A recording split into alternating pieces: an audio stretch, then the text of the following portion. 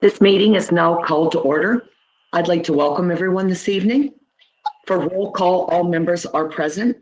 We will now take a moment of reflection and respect, please.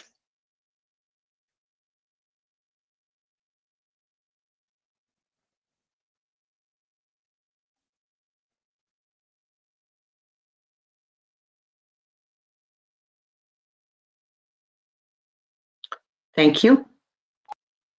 Confirmation of the agenda, please. That Council adopts the agenda for the meeting of December 1st, 2021 as presented. Okay, someone to move and someone to second. Deputy Mayor Andrews and Councillor Charlton. Are there any questions or concerns? Seeing none, all those in favor? And that's carried. Thank you. Are there any declarations of pecuniary interest this evening? Seeing none, we will be moving into delegations and public meetings.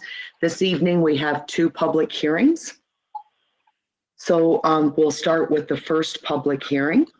And Josh, could you read the resolution, please?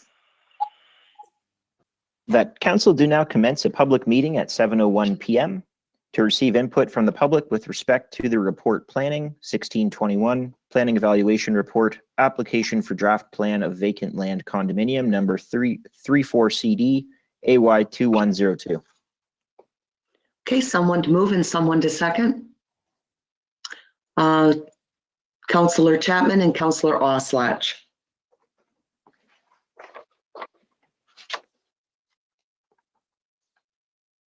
So all those in favor? And that's carried. Thank you.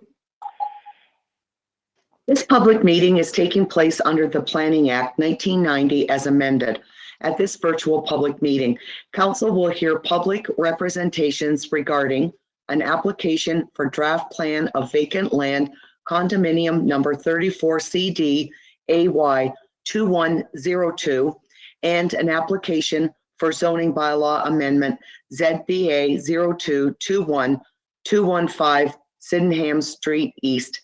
And please note that those who do not provide comment or written submission prior to the decision of the appropriate authority may not be afforded the right to appeal the first land tribunal. First, Plan 1621, Planning Evaluation Report, application for draft plan of vacant land condominium number 34 CD AY 2102. The County of Elgin is the approval authority for this application. This statutory public meeting is being held through delegation from the county. Within 15 days of holding the statutory public meeting, the town is required to provide the prescribed information, including town comments and meeting record, to Elgin County.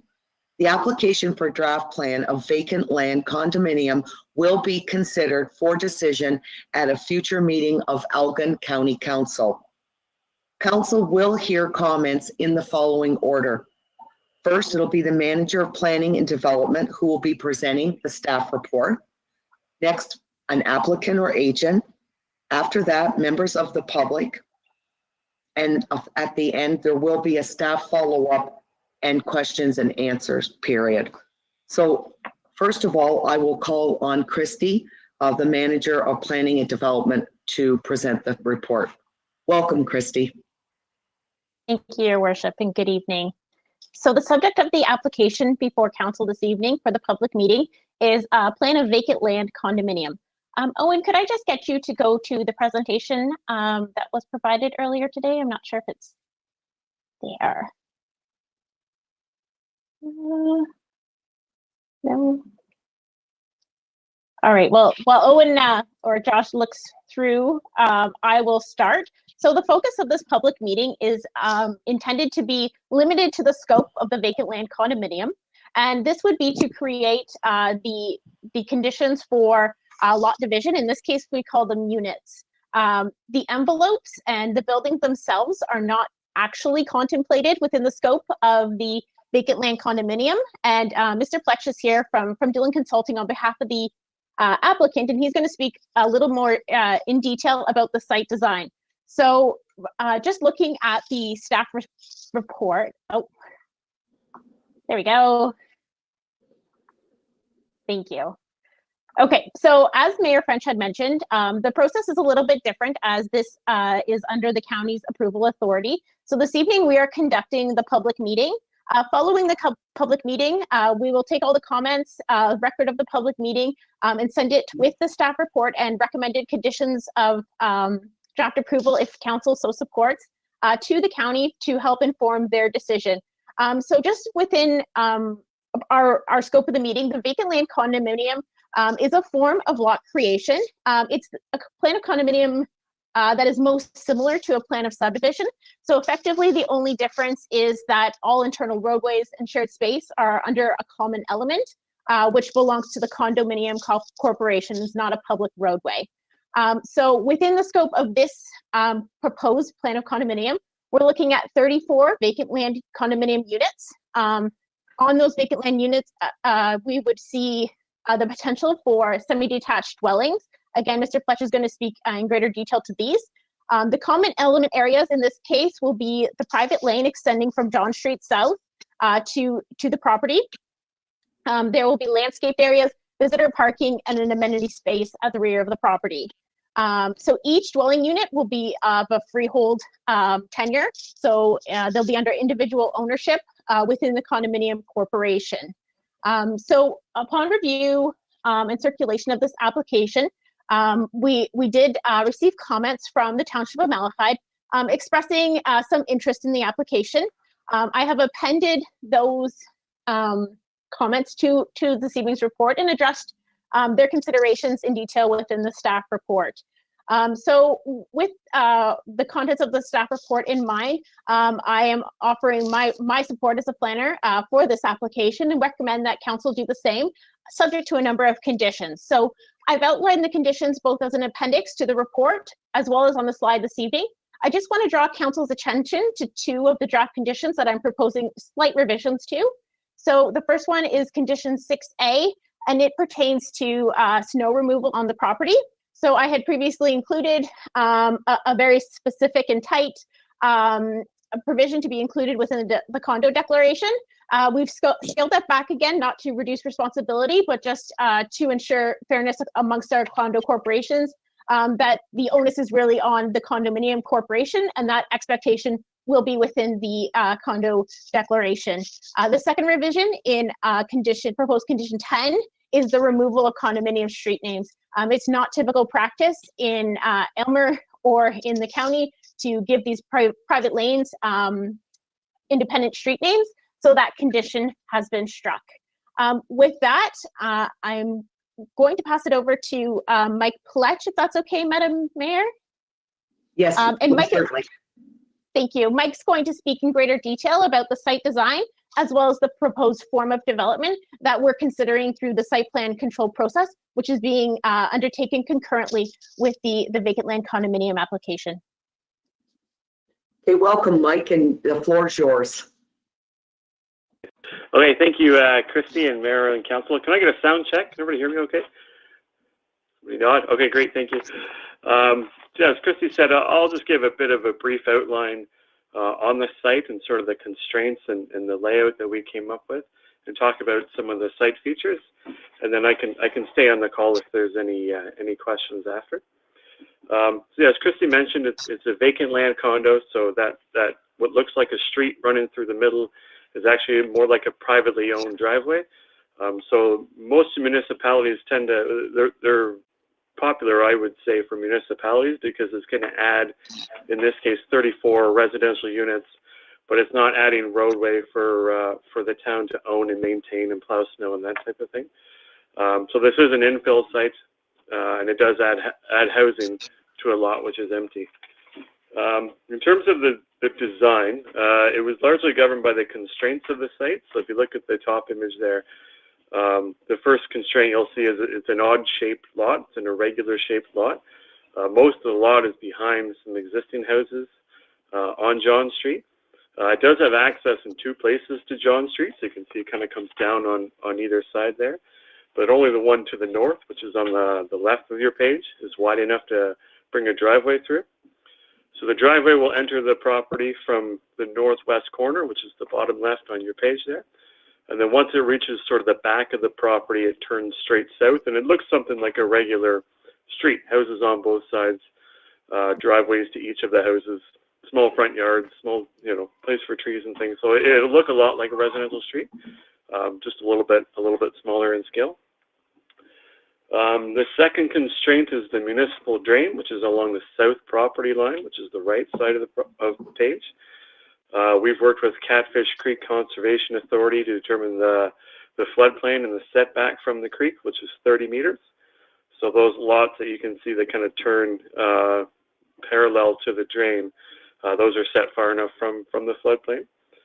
So it's a bit of a constraint that we can't build on the south part of the property, but we've turned that into an opportunity for the condo corporation. We made it a bit of a green space, amenity space. So we've added a bit of a gravel trail and some additional trees and plantings to provide a nice little green space amenity for the residents. But of course, it doesn't affect the ability to hold floodwaters. So that's probably the second main constraint. Third thing about the layout, if you look at the bottom left corner, that's the northwest corner. The front yard setback on John Street, I believe, is only 6 meters, which is quite a bit closer to the road than the existing houses. So we didn't think that would be very appropriate. So we added some visitor parking at the front there, and then so the first building, the setback is actually a little bit further back than the rest of the houses. The parking has an accessible space. There's sidewalks to and from it, and surrounded by a bit of trees and other plantings. So it won't be a big change, I think, on the streetscape. It'll just more look like a driveway coming off of John Street. In terms of servicing, this property has been planned, I believe, to be developed for quite a number of years. It's just off the page where there's an existing stormwater management pond off the northeast corner. And when it was constructed in the 90s, it was sized to accept stormwater from this site. So the stormwater will all head to the northeast corner through a storm sewer. Servicing from the front, there's sanitary servicing and water servicing that have already been extended to the property line from John Street. So we've confirmed with the town's consulting engineer that the capacity is there to accept these flows. And because the pipes already go to the property line, there won't be any excavation on John Street itself. So there wouldn't be any traffic closures or that type of thing. The only work on John Street would be to replace the curb, to put in a drop curb for the driveway, but it should be pretty minimal to the work outside the property itself. In terms of fencing, we've specified privacy fencing wherever the site backs onto existing houses. Just today we had some, well, through the town staff, we had some correspondence with the neighbor to the north. And originally we had a chain link fence on that property line because we didn't have houses on, right on the property. But he requested a wood fence, 6-foot tall privacy fence, and our developer, our client, was happy to provide that. So yeah, we have privacy fencing all around the site. Along the west side and the south side will just be chain link fencing because those view the municipal drain, storm pond, and agricultural areas. So it'll leave a bit of a view for the people who live in those houses.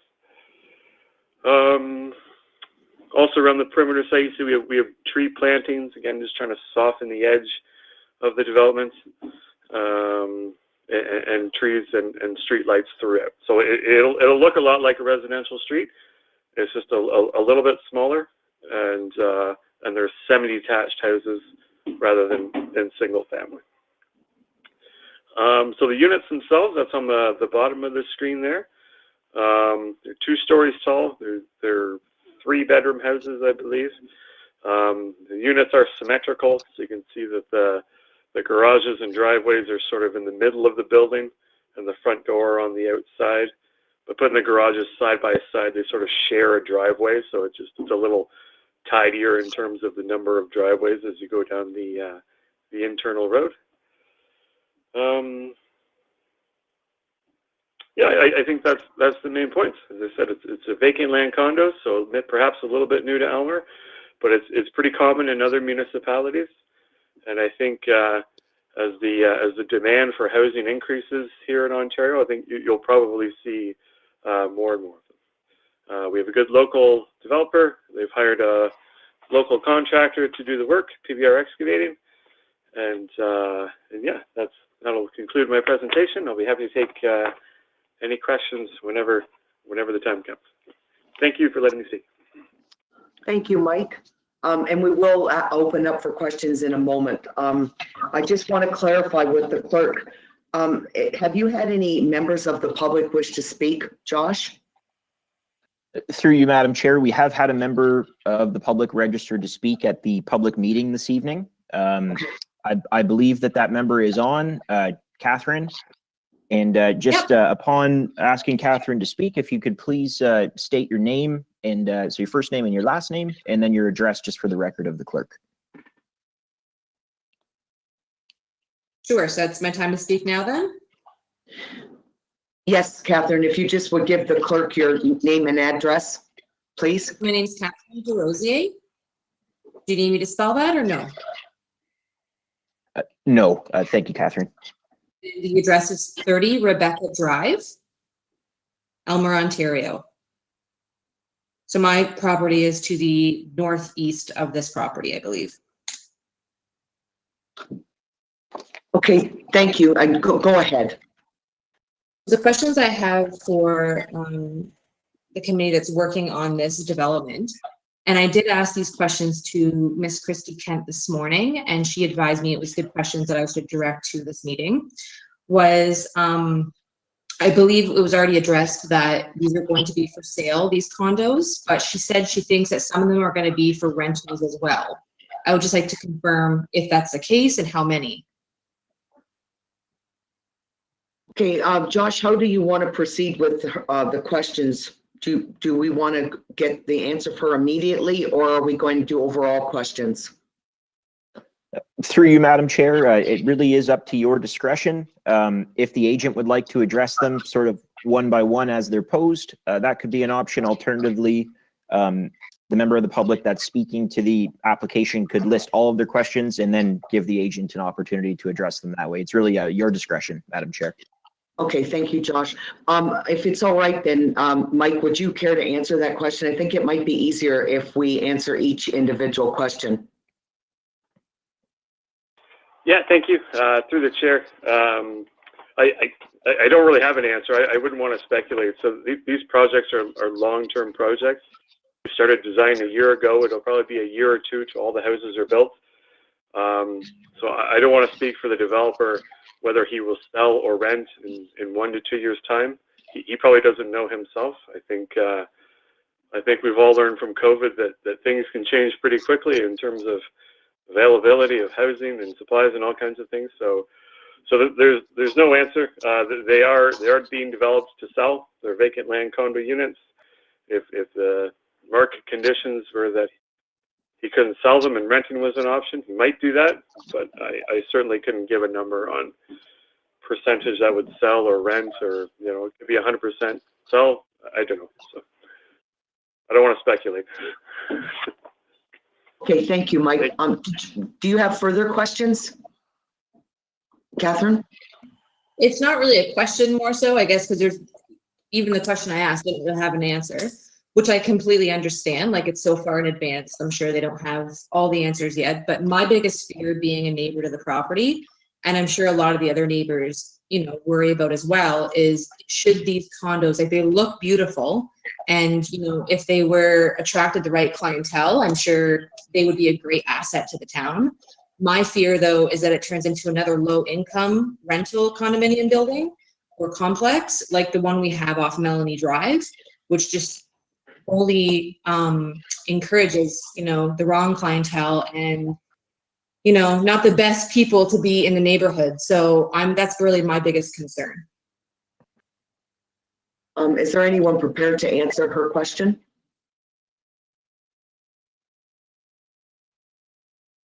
I guess there aren't really any answers for that one. Josh, do you have anything to add? Through you, Madam Chair. Yeah, I think that Mr. Rosier is certainly presenting a point that's worth considering.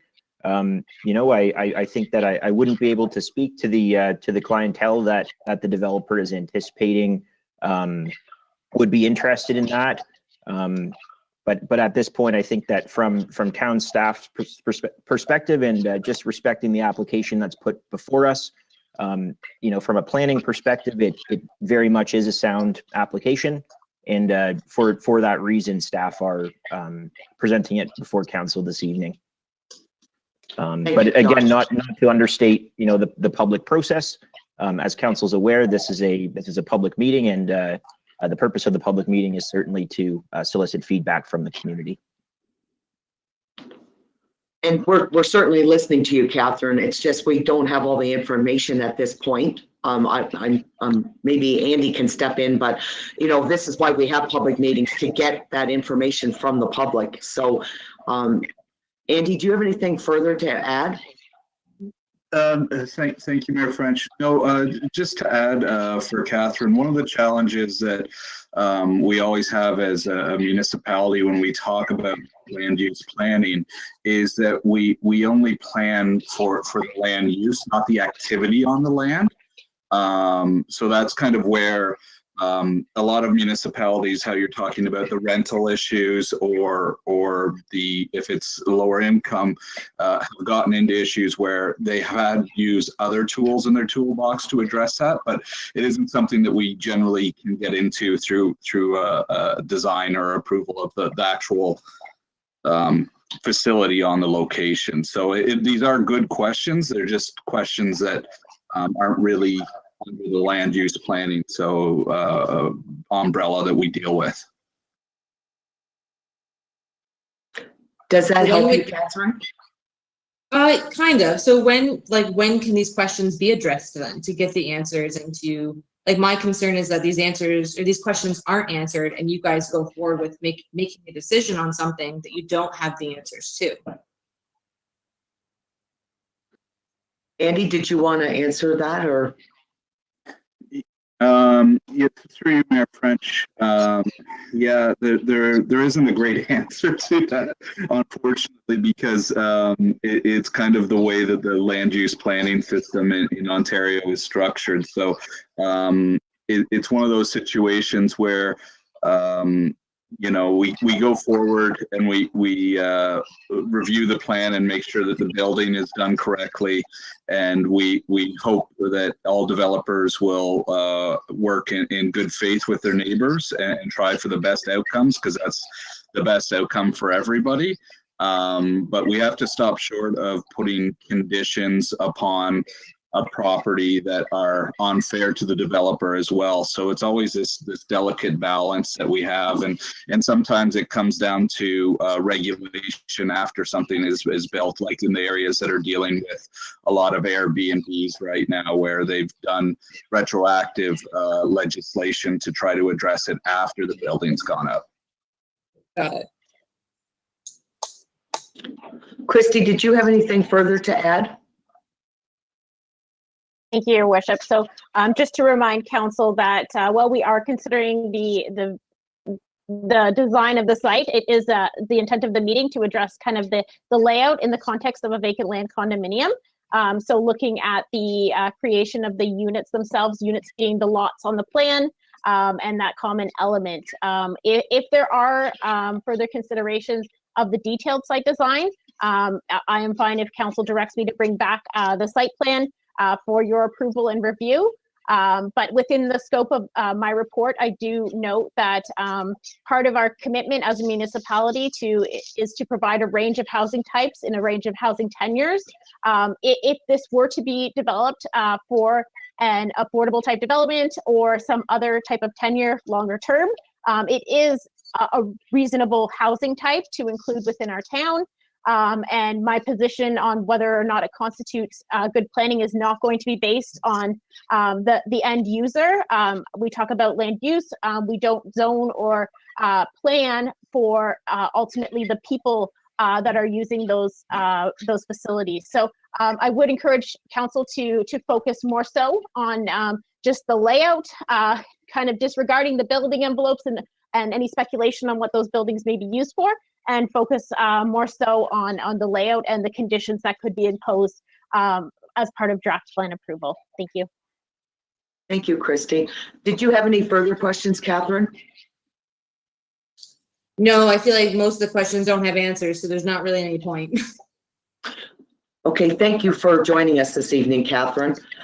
Council, do you have any questions? Councillor Charlton first, and then Councillor Chapman. Through you, Your Worship. Just looking at the plan, it seems rather tight in there. I don't know what the accommodation is for snow removal. It's going to have to be loaded up and trucked away, or even for fire protection. Can you drive one of the fire trucks in there, or just what do you have to do as far as that goes? Thank you. Christy, have you got an answer for Councillor Charlton? Yes, through you, Mayor French, to Councillor Charlton. Thank you for your question. To address your first point regarding the density of the site, it's approximately 25 units per hectare. This property is located in a low density residential neighborhood, which typically maxes out at about 20 units per hectare. However, there are provisions within our official plan that do permit increased densities where the development is located adjacent to an arterial or collector road, and where it's adjacent to public open space land use designation. This property does meet 2 of the 3 criteria, and therefore it is afforded the ability to have that increased density above the 20 units per hectare. For the snow removal, that will be within the purview of the condo declaration, so it will be the owner condo corporation responsibility to ensure that it is appropriately removed from the site. I believe there might be some small snow storage areas on the property, but again, that is a matter that would be addressed through site plan control. This plan has been circulated to the fire department. There is appropriate radius. Mike, correct me if I'm wrong, for fire trucks. That is something that we do contemplate in our review. But certainly willing to take any feedback back and review it within the scope of the site plan review process. Thank you. Councillor Chapman, go ahead. For you, Your Worship. Parking. How many parking spaces are provided for visitors? Christy, did you want to answer that question? Could I defer to Mr. Pletch on that one? I can bring up the plan here quickly. It'll just take me a minute. Don't know Okay. offhand. Mike, do you have an answer for Councillor Chapman? I do. I just have the plan beside me. Yeah, there's 9 visitor parking spaces, 2 of which are accessible, and each of the units will have 2 parking spaces. So 1 in the driveway and 1 in the garage. So for 34 units, is that right? 34 units in total, there's 9 visitor parking spaces, and which of those 9, there's 2 accessible parking. So technically 7 spaces for 39 units, or 35. That's not very many parking spaces. So where will these cars park when they come to visit? Well, like I said, there's 2 spaces per unit. So total 2 spaces per unit, 34. That's 68 plus 9. That's 77 parking spaces. So there is a lot of parking on the site. So I guess if they were hosting a big party, they may have to park on the street. I don't know, but you don't want too much parking either, because that can take away space for living in green space and trees and that type of thing too. So. Through you, Your Worship, if I can. The concern is that the roadway that it connects to is a very busy road. And I'm not sure how much parking is allowed along that road, but I've been in other condo unit areas like this, and there's never enough parking. And the average home has 2 vehicles. So even though there's 2 parking spots per unit, those will be taken up by the owners of the units.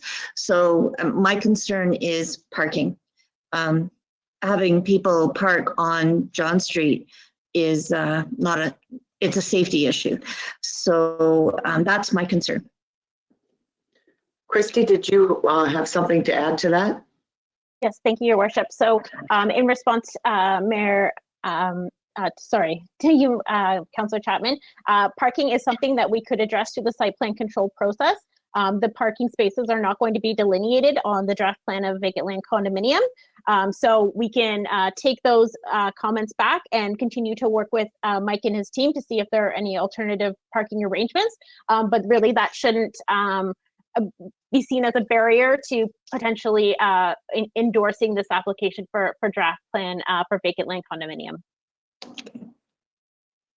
Thank you. Are there any further questions? Councillor Oslach, go ahead.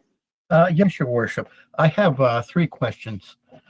Basically, to Mike, are these houses all identical, or are they different in construction and design?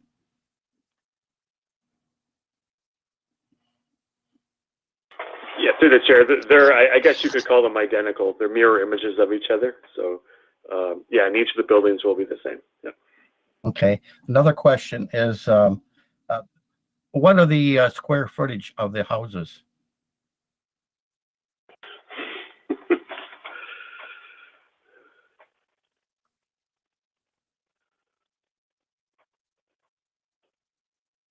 I don't have that in front of me. Sorry, is it on that plan? You got zoomed in there?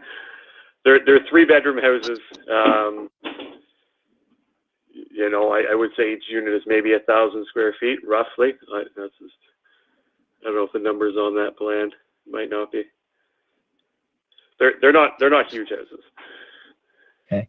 The third question is, you're having wooden privacy fences behind the south boundary, and probably be behind the west boundary for houses. What are you going to do about the east boundary? That proposes a chain link fence. Thank you, Mayor French. Thank you, Mike.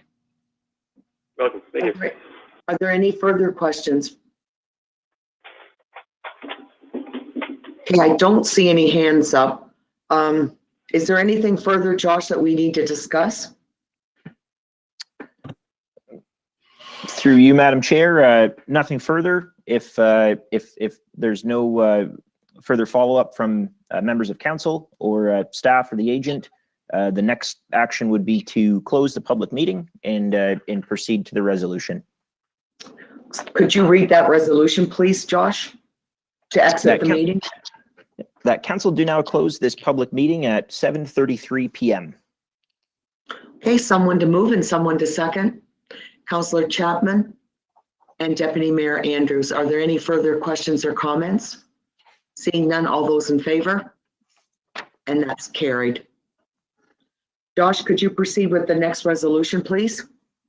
That report plan 1621 entitled Planning Evaluation Report, Application for Draft Plan of Vacant Land Condominium number 34 CD AY 2102 be received for information, and that council conducts a statutory public meeting on December 1st, 2021 at approximately 7 p.m.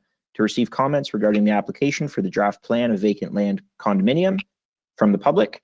And further, that council direct administration to provide minutes of the statutory public meeting of December 1st, 2021 to Elgin County prior to council's consideration for approval of the minutes at a future council meeting. And that council offers support for application for draft plan of condominium to Elgin County Council, subject to recommended conditions and requested amendments. And further, that council direct administration to provide the report plan 1621 with recommended conditions as the town's comments on the subject application to Elgin County planning staff. Okay, someone to move and someone to second. Councillor Chapman and Councillor Ham, are there any questions or comments? Seeing none, all those in favor? And that's carried. Thank you. We do have another public meeting this evening, so Josh, I'll ask you to read the next resolution, please.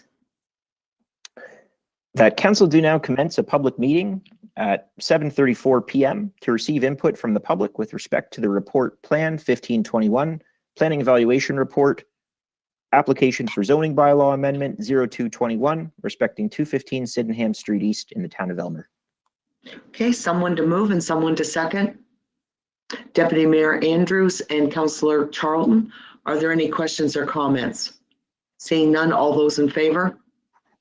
And that's carried.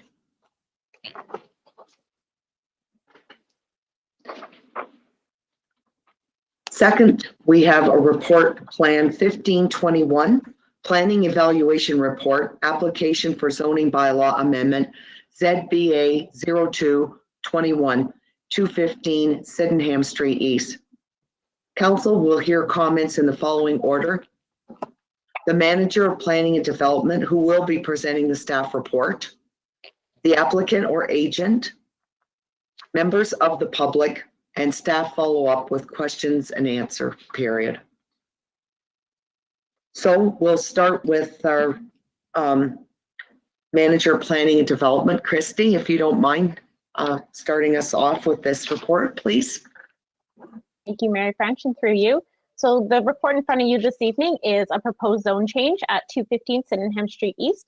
The purpose of the application is to consider a change from the residential type 1B zone to the residential type 2 zone. This change would facilitate construction of a 2-unit dwelling. This site is currently occupied by a single detached dwelling, and the landowners are considering options for redevelopment. The application was reviewed against applicable policy and regulatory frameworks, and staff are satisfied that the proposal is in general conformity and appropriate. Just for council's consideration, within the residential type 1B zone, which is currently zoned, an existing duplex or semi-detached dwelling is permitted.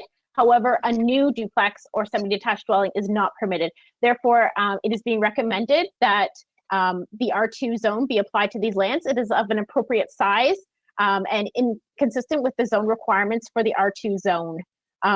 Based on a scan of the area, it is fairly common for properties in this area to have the residential type 2 zone. So the properties immediately to the south are all of a similar comparable size and zoned R2, as well as the property immediately to the east, which is smaller and zoned R2. This application was circulated in accordance with the provisions of the Act. I did receive one call from a neighboring landowner, just requesting more information on the application and the dimensions of the property. There were no concerns expressed. Based on my evaluation and the comments received, I'm recommending that council approve this application and that staff be directed to prepare an amending bylaw for consideration at a future meeting of council. Happy to answer any questions. Okay, thank you, Christy. We'll just go through the process, and then if there are questions, we'll ask them at that time. Josh, could you confirm whether or not any applicants or members of the public wish to speak to the application? Through you, Madam Chair, the applicant did not register to speak to this application this evening, and no formal correspondence was received from the public with respect to the application before us. Okay, thank you, Josh. So we will open the floor now at this point. Are there any questions from council to Christy? Councillor Chapman and then Councillor Oslach. Go ahead, Councillor Charlton. Oh, okay. Through your worship, is this a tear down and a rebuild then into a semi? Is that the way I'm understanding it? Christy, would you be able to answer that, please? If I may, thank you. So it could be.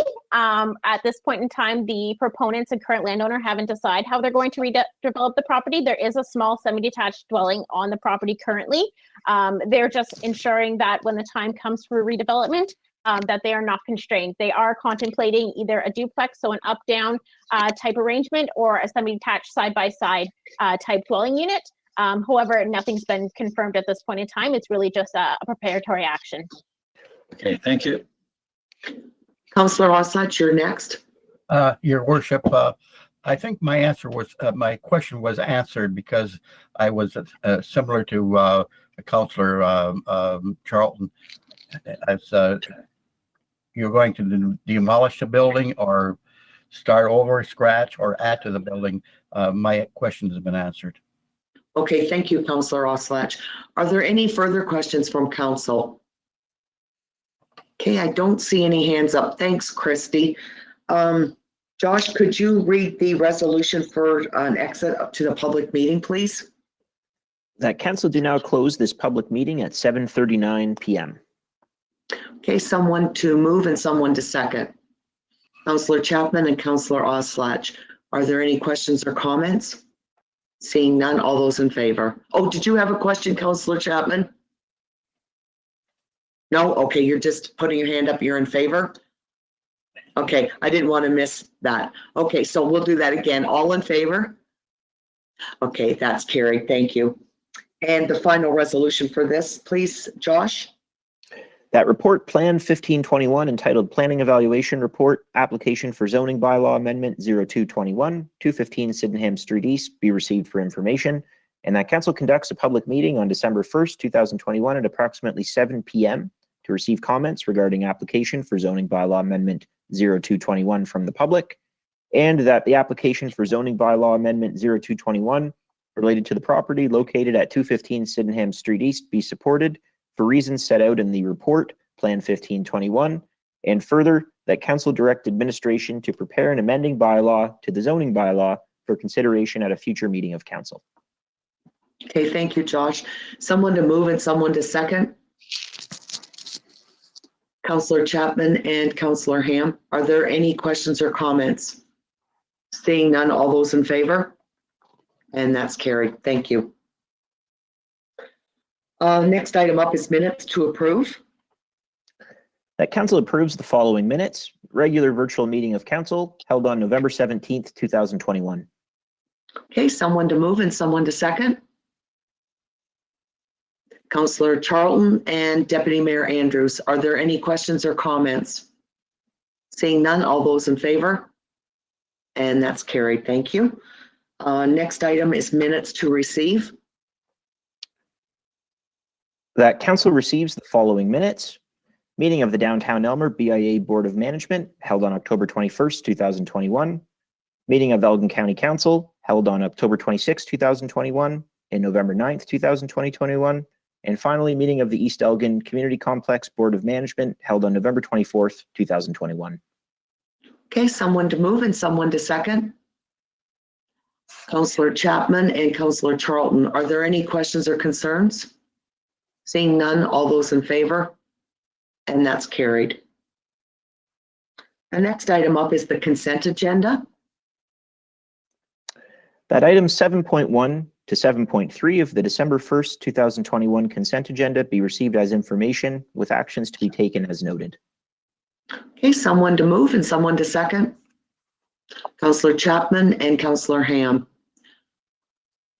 Okay, I guess we'll open it up. Are there any questions or concerns with the consent agenda? Any items that you'd like to speak to? Andy, did you have anything you'd like to add or elaborate on in the consent agenda? No? Okay. No, thank you, Mayor French. Okay, seeing no, I don't think I've seen anybody's hand up with any concerns. So if there aren't any, all those in favor? And that's carried. Thank you. We'll move into action items. So the first report is OPNS 2121.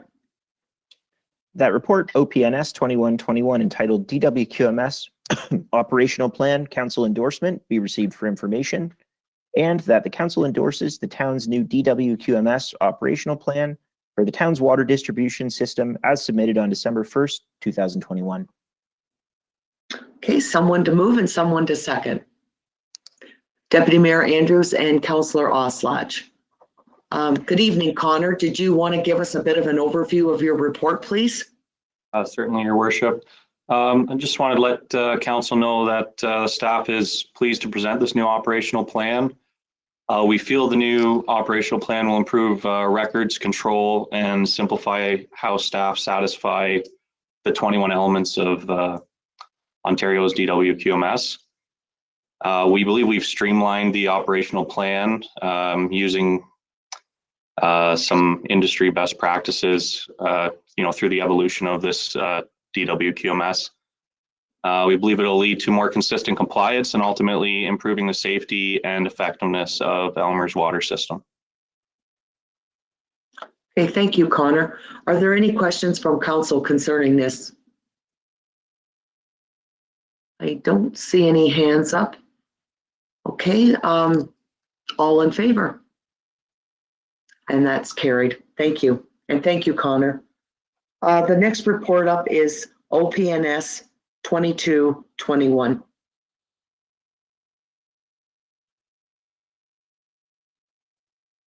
That report, OPNS 2221, entitled DWQMS Operational Plan Review, be received for information.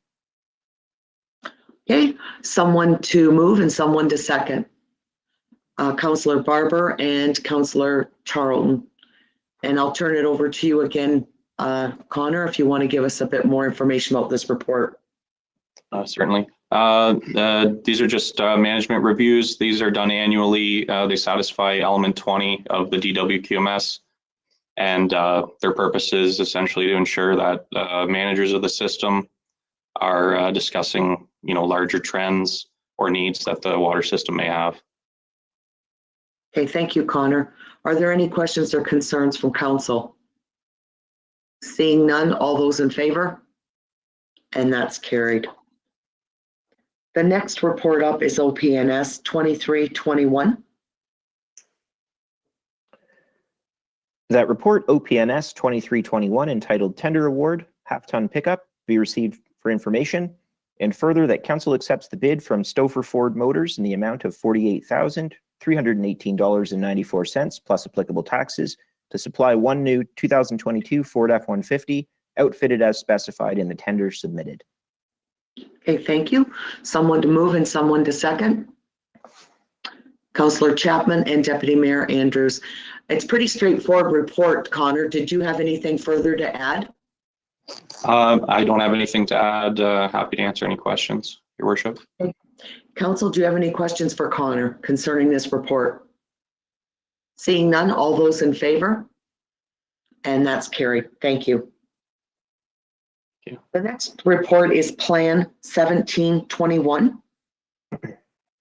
That report, Plan 1721, entitled Proposed General Housekeeping Amendment to the Zoning Bylaw 2021 Additional Residential Units, be received for information, and that council approves the recommendations for amendments as outlined in Report Plan 1721, and further that council consider giving 3 readings to the Bylaw 6321, being a bylaw to amend certain provisions of the zoning bylaw to permit and regulate additional residential units.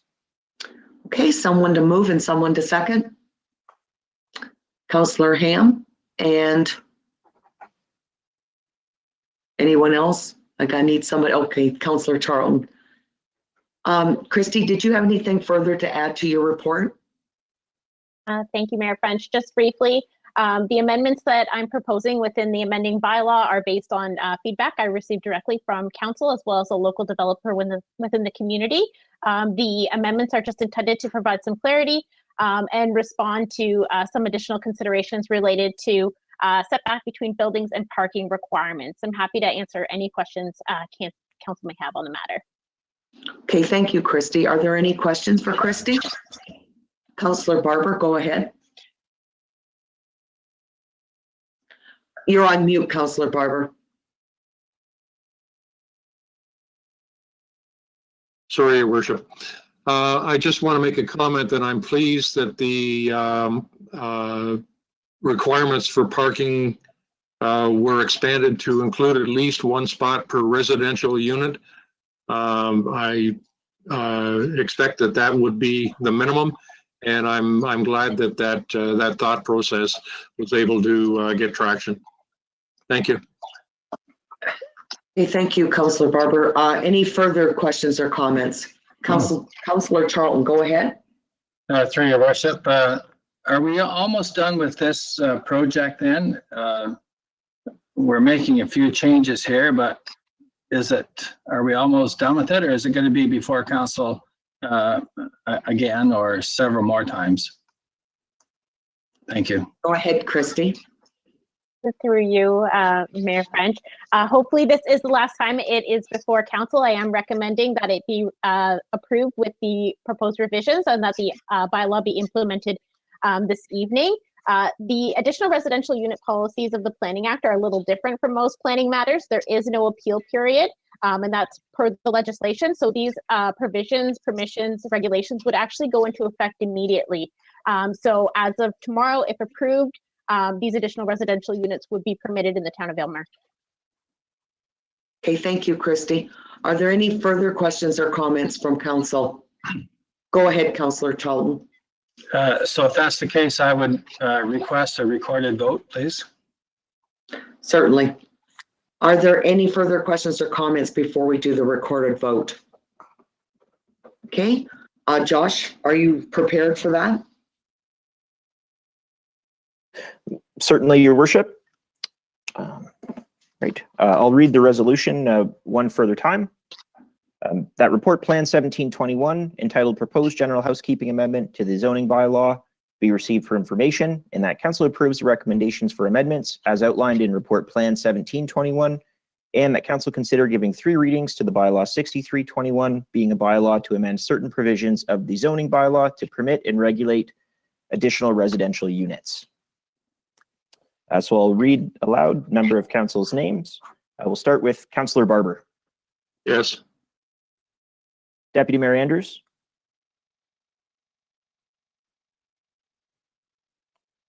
Sorry, yes. Councillor Oslich. Yes. Councillor Chapman. Yes. Councillor Charlton. No. Councillor Ham. Yes. Mayor French. Yes. By a vote of 6 to 1, the motion's carried. Okay, thank you. The next report is CAO 6821. That report CAO 6821 respecting development charges implementation be received as information, and that council select option blank and direct staff to present the development charges bylaw for final adoption on the December 15th, 2021 regular meeting. And I would just remind members of council that the mover should be specifying which option they wish to move in advance. Is someone prepared to move this and have an option? Councillor Barber? Yes, Your Worship. I'm suggesting option number 2, over the 3-year period, and to come in on non-residential at $3 a foot. Okay, is someone prepared to second that? Councillor Oslach? Okay, so we've got a mover and a seconder, so now we can have staff, I guess, go over this with us if there's any questions or comments, and I'm sure maybe other council members have some comments. So maybe, Andy, you could do a brief overview of this report, and then now that we know what's on the floor, and then we can talk about the different aspects to this report. Thank you, Mayor French.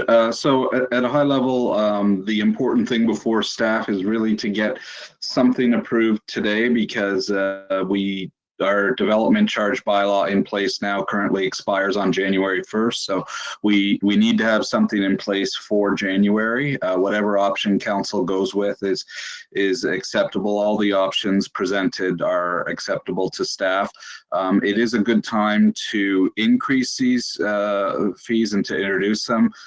Because of the significant demand for industrial land right now. There's significant demand for all land right now.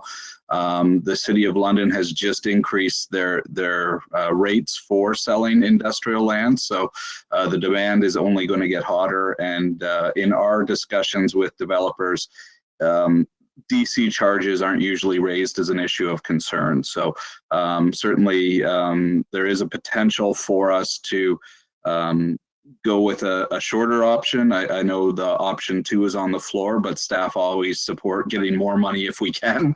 That's our default. So council could consider a shorter term option or no phasing in. The one thing to also be cognizant of is that in 2020 there was a requirement to phase in applications that were already in process so that they would pay the previous development charges. So there is that grandfathered of anybody who's currently got applications under review. And with that, I'll try my best to answer any questions council might have. Thank you, Andy. Are there questions for Andy from council? Councillor Charlton, go ahead. Through your worship, I can't see that the development charges are a deterrent to any industry when there's a shortage of industrial land, and certainly the housing market it's not going to add much to the price of a house. So I would be more in favor of no phase-in period. Thank you. Okay. What do other members of council think?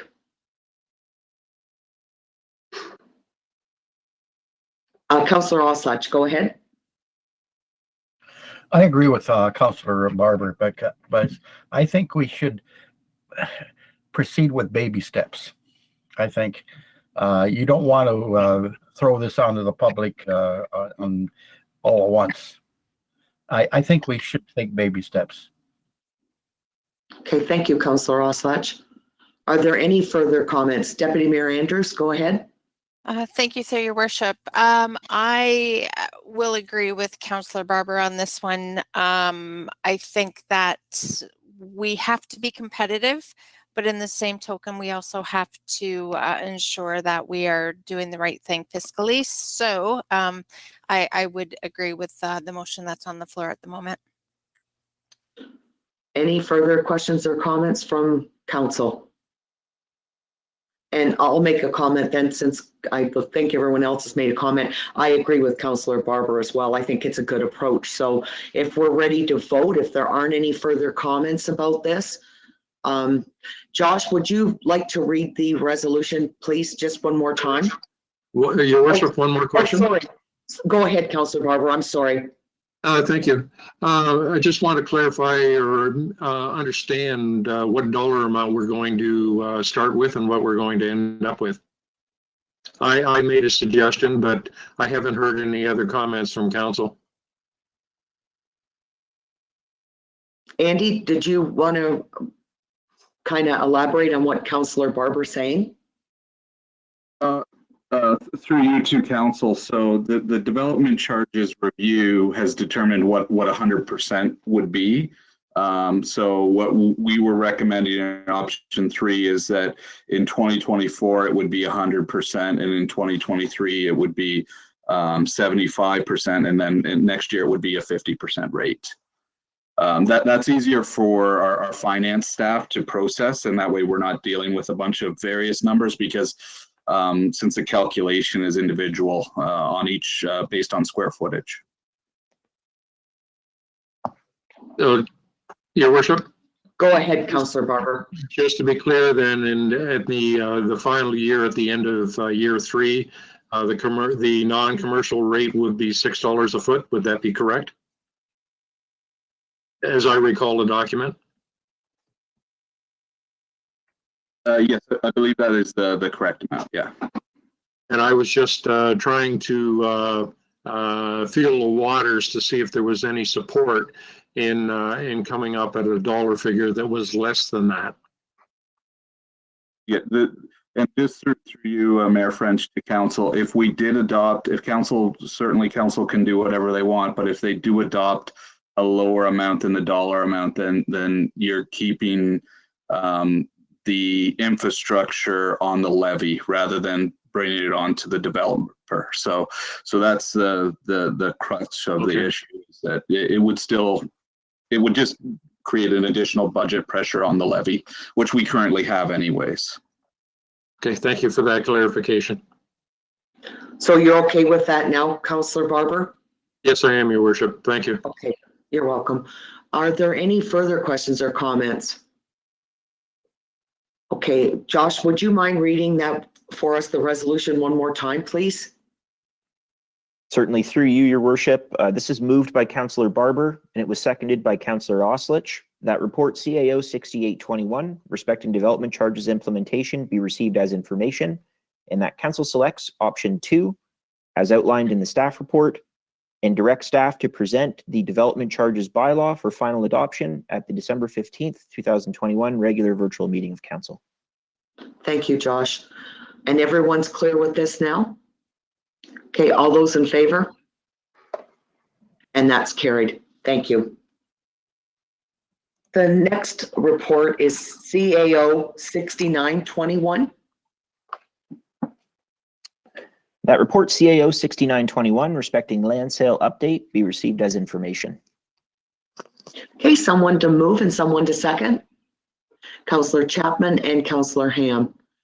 Andy, did you want to go over this report with us, please? Thank you, Mayor French. Just at a high level, certainly council is aware of the good news that's already starting to occur, and the further good news that we can't talk about yet, but we'll be reporting in public, hopefully in the near future. The council in the town of Elmer has taken a quite aggressive approach on marketing and getting our surplus lands out there. It is one-time revenues, but it goes into our reserves and is going to support the town going forward. And I think it's very important to kind of both be transparent with the public about the closures of these sales as they come up, but also to certainly acknowledge the position that this term of council is setting up future councils here to have funds in the banks that they're going to be able to do things, to do the projects that the community wants to see happen. So overall, very good news. And with that, I'll try my best to answer any questions council might have. Okay, thank you, Andy. Questions? Councillor Oslich, go ahead. Yeah, yes, Your Worship. This is really good news for the town of Elmer, and thanks the council and to Andy. Any other comments? Okay, seeing none, all those in favor? And that's carried. Thank you. The next report is Clerk 4521. That report, Clerk 4521, respecting tender award 25 Center Street renovation project, be received for information, and that council awards the 25 Center Street renovation project tender to Accuratus Design and Build Incorporated in the amount of $319,500, excluding applicable taxes, and further that council authorizes the mayor and clerk to execute the project contract agreement in accordance with the terms set out by the 25 Center Street renovation project tender documents. Okay, someone to move and someone to second. Councillor Chapman and Councillor Barber. And Josh, did you want to speak to this report? Certainly, through your worship and two members of council, the purpose of this report is to seek council authorization for project award of the 25 Centre Street renovation to Accuratus Design and Build of London, Ontario. On June 21st, council will recall that the tender issuance was deferred to the fall of 2021 to allow for the pricing of construction materials to decline, and also to offer a more competitive project for some winter work for contractors that may not be as interested in working outside. The town received significant interest in the tender opportunity with 11 submissions received before the November 10th, 2021 deadline, and all submission pricing is detailed in the tender summary document that was appended to the report. The CBO/facilities manager, treasurer, and myself opened the tender submissions, and the pricing ranged from $319,500 to approximately $499,000. In reviewing the submissions, staff have confirmed that the lowest bid did not contain any irregularities or inconsistencies per the town's purchasing bylaw. And that said, staff are pleased with the tender results in terms of pricing competitiveness, and we're also pleased with the amount of overall interest that was generated on this project. Accuratus Design and Build Incorporated are able to undertake the prescribed works as specified in the tender documents at the lowest cost of all of the submissions that were received. They've demonstrated that they are capable of undertaking these works through satisfactory project work plan summary and resumes of management staff. So more specifically, Accuratus has noted in their submission that at the beginning of this type of project, they would solicit any subcontracted trades from either local or within an hour radius to complete the project, not only with quality, but also in a timely manner. Accuratus Design and Build is based out of London, Ontario, and I just wanted to note a few recent projects that are relevant that they've undertaken since 2020.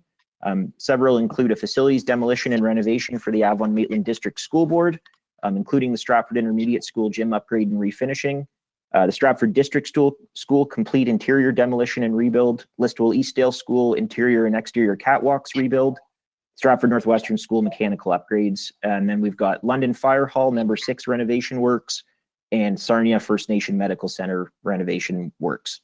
So moving on, if council proceeds with awarding this project to Accuratus Design and Build, just to outline some of the next steps that we would be looking at. So next and immediately, we would have the contract documents executed by the mayor, clerk, and Accuratus Design and Build representatives.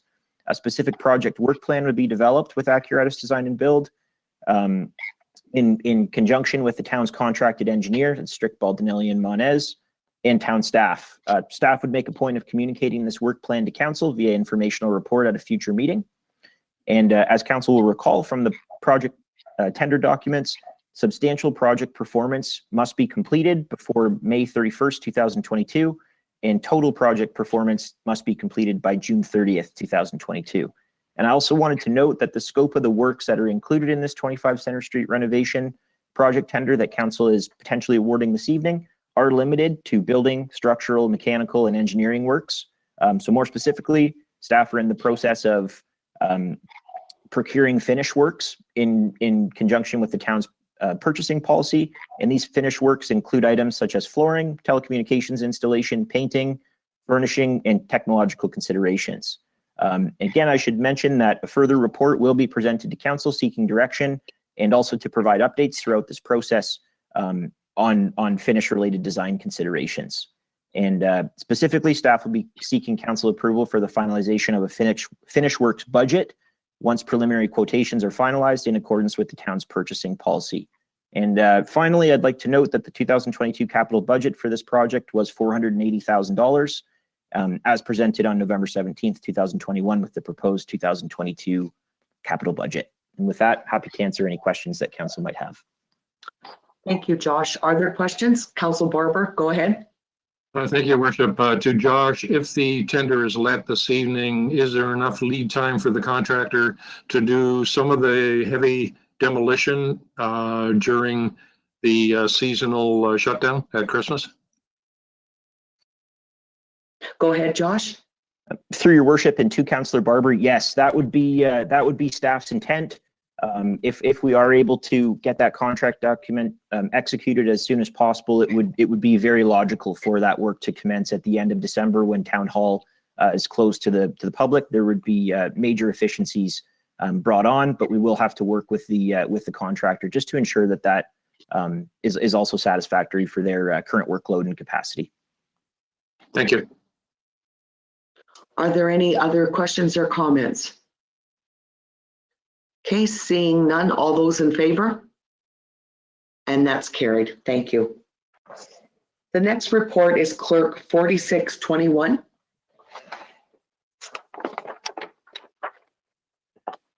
That report, Clerk 4621, respecting method of vote, 2022 municipal election, be received for information, and that council approves the use of alternative voting methods, specifically internet and telephone voting, for the 2022 municipal and school board election, and that council approves an exemption to the town's procurement policy, Bylaw 3419 as amended, to allow for the sole source procurement of election services, internet and telephone, from IntelliVote Systems Incorporated, and that council authorizes the mayor and clerk to take the necessary actions to enter into a contract agreement with IntelliVote Systems Incorporated for the provision of internet and telephone voting services for the 2022 municipal and school board election, and further that council directs staff to prepare a 2022 municipal election method of vote bylaw for consideration at a future regular virtual meeting of council.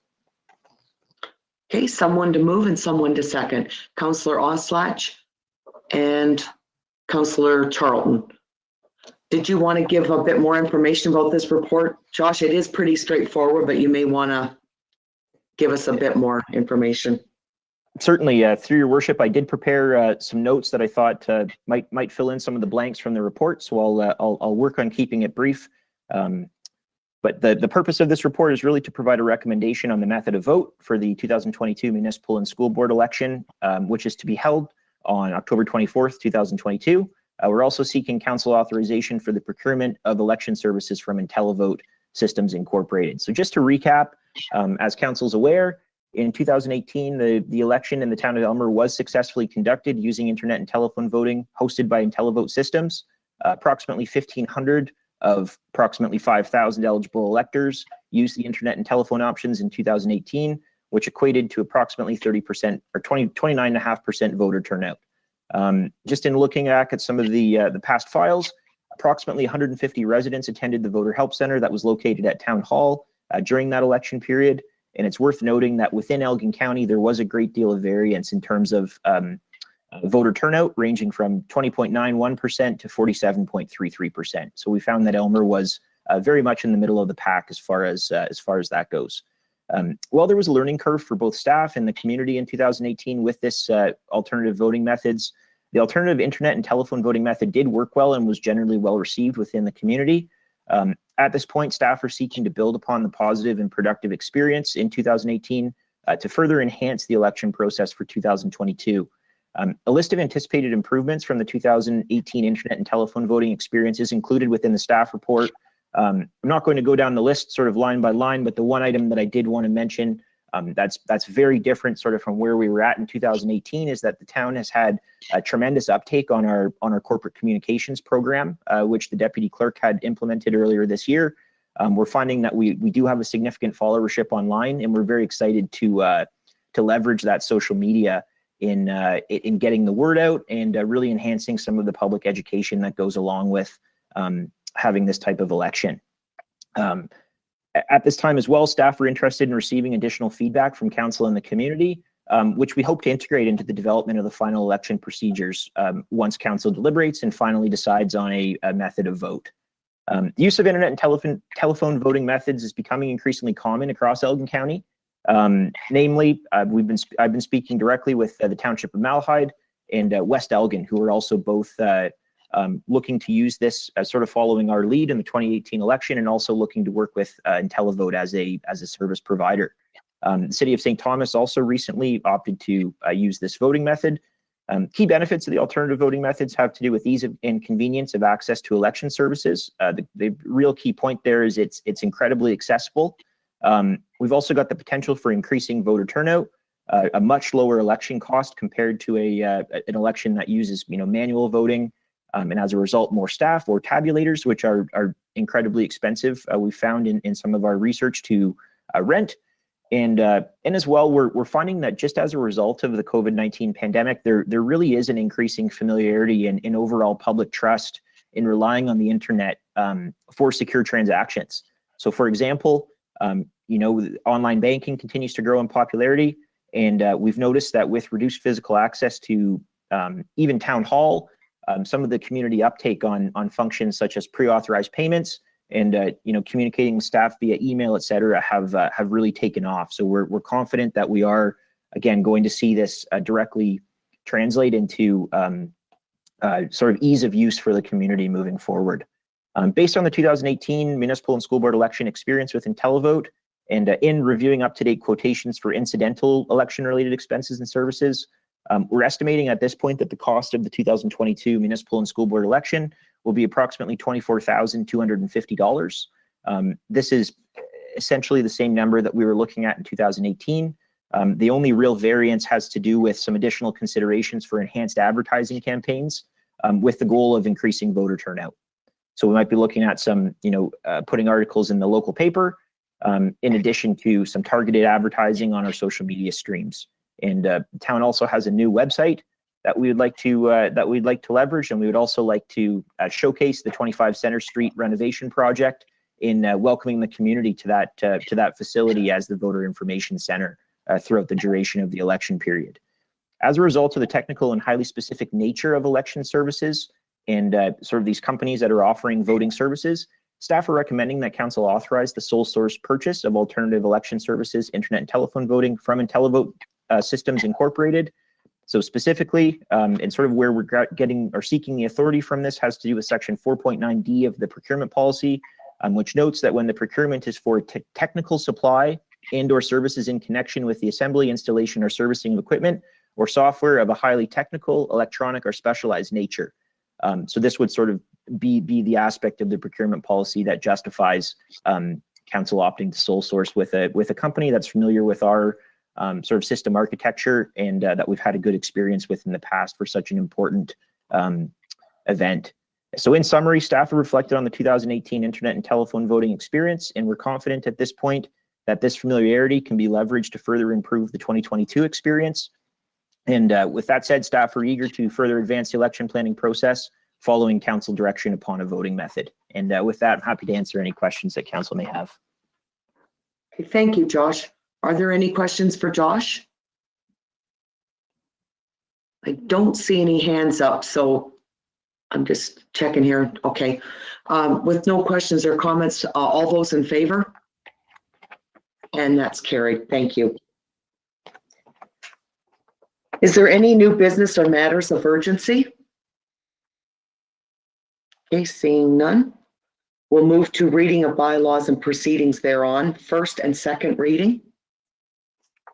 That council gives first and second reading to bylaw 6821, being a bylaw to establish fees and charges for the corporation of the town of Elmer.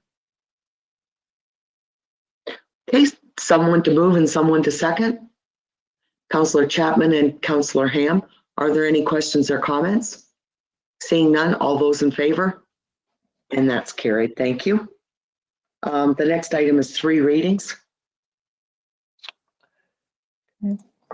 That council approves and gives three readings to bylaw 6921, being a bylaw to authorize the signing of a purchase agreement between the corporation of the town of Elmer and St. Thomas Ford Limited for a one-ton truck in body.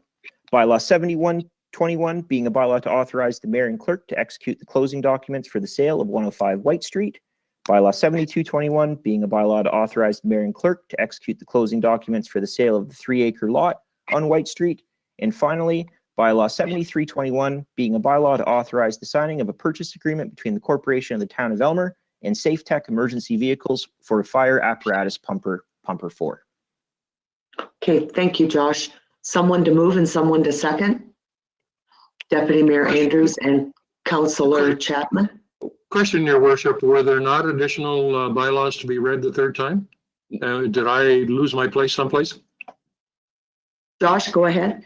Yes, I apologize, Your Worship. I did miss including the bylaw 6321, being a bylaw to amend the corporation of the town of Elmer zoning bylaw number 5799. My apologies, Councillor Barber. Thank you, Councillor Barber, and thank you, Josh. I guess I had asked for someone to move in second, and sorry, I don't remember. It was Deputy Mayor Andrews and Councillor Chapman. Are there any further questions or comments? Seeing none, all those in favor? And that's carried. Thank you. Inquiries by members. Go ahead, Councillor Barber. Thank you, Worship. A while ago, I inquired about the stoplights on Talbot at Elm as far as the advance goes for northbound traffic. And it was believed to be working properly at that time. I just wondered if those that can, if they can recheck it, looking at it several times with multiple vehicles in the turn lane, nothing seems to trip the advance. And I just wonder if there's something wrong physically with the system. Okay, thank you, Councillor Barber. Is any member of staff able to answer that question? Rob, have you got something you can help us out with that question?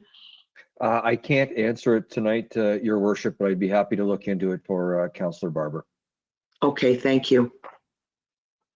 Is that okay then, Councillor Barber? He'll get the answer for you as soon as he can. Excellent. Thank you, Your Worship. Okay, you're welcome. Are there any further inquiries by members? Okay, I don't see any hands up for that. Next item up is statements and committee reports. Councillor Oslech, go ahead. Yes, Your Worship. Saturday for the Santa Claus Parade was a great success. I'm glad to see all the townspeople out. It's the town really needed this pick me up, and I'm glad I thank the Kingsman Club for putting it on. Okay, thank you, Councillor Oslech. Are any other statements or committee reports this evening? Okay, I don't see any hands up for that. Report of the mayor. I just want to echo what Councillor Oslech said. I want to thank the organizers of the Santa Claus Parade and all the people that worked so hard to put that together. And they didn't have much time to do it. So it turned out really great. And I think all the residents enjoyed it. I'd also like to extend a huge thank you to all the volunteers in the town of Aylmer for all the hard work they do, all the beautiful lights and all the decorations and everything that are in town. We're truly blessed to live in Aylmer, and this is a wonderful, welcoming community. And I again want to thank all the volunteers for all their hard work to make this such a great place to live. The next item up is notice of motion. And of course, we've all seen the notice of motion on the agenda. So this notice of motion was provided by Councillor Oslech to the clerk. And this is to provide notice to council and the public. The notice of motion will be included into the new business and matters of urgency section on our December 15th agenda. And at that time, members of council will be able to discuss and eventually make a decision on that particular motion. We don't have a meeting close to the public this evening, so we'll entertain a motion for adjournment. That council do now adjourn at 8:20 p.m. Sorry, Councillor Charlton, I missed your hand. Sorry, did you have a question before we adjourn?